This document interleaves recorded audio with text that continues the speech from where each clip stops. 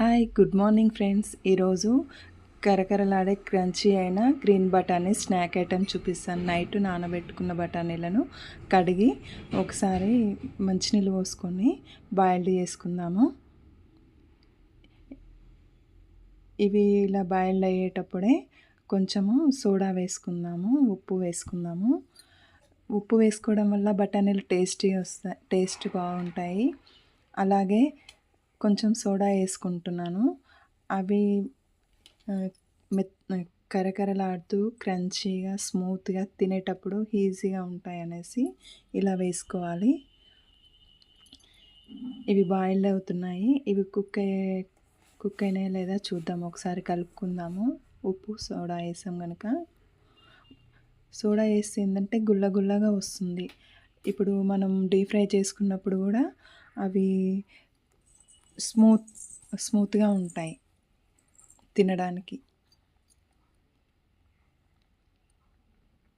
ఇలా బాయిల్డ్ అయినప్పుడు ఒకసారి చెక్ చేద్దాం, ఇవి ఉడికినా లేదా చూద్దాము.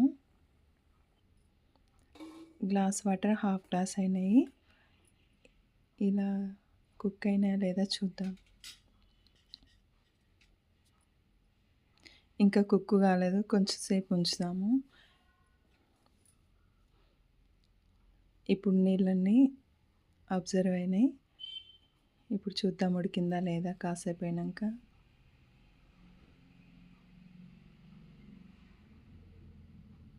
ఇప్పుడు ఉడికాయండి. ఇప్పుడు దీన్ని వడగట్టుకుందాము. నీళ్ళన్నీ వంపేసుకొని కొద్దిసేపు ఒక క్లాత్లో ఆరబెట్టుకుందాము. ఇలా ఆరబెట్టుకొని ఒక పావుగంట తర్వాత చూద్దాము. ఈ తడంతా పోతేనే అవి డీప్ ఫ్రై చేసుకోవడానికి ఈజీగా ఉంటుంది. ఆరిందా లేదా చూద్దాము.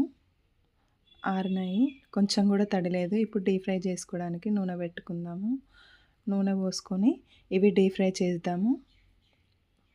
ఒక టేస్ట్ చూస్తున్నాను నూనె కాగిందా లేదని. నూనె కాగితే బఠానీలు వేయగానే పైకి లేచి వస్తుంది.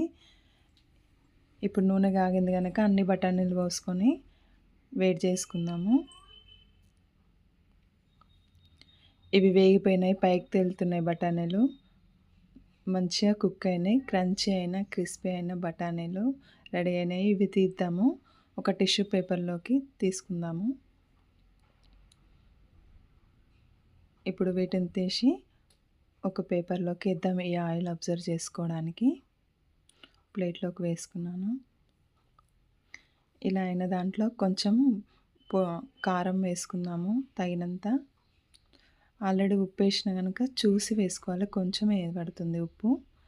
టేస్టీ అయిన క్రిస్పీ అయిన గ్రీన్ బఠానీ ఇంట్లోనే ఈజీగా చేసుకోవచ్చు. బయట నుండి తెచ్చుకోకుండా ఇలా ఇంట్లోనే చేసుకుంటే టేస్ట్ బాగుంటుంది. అవసరం ఉంటే చాట్ మసాలా వేసుకోవచ్చు, అని నేను వేయలేదు. Bye friends.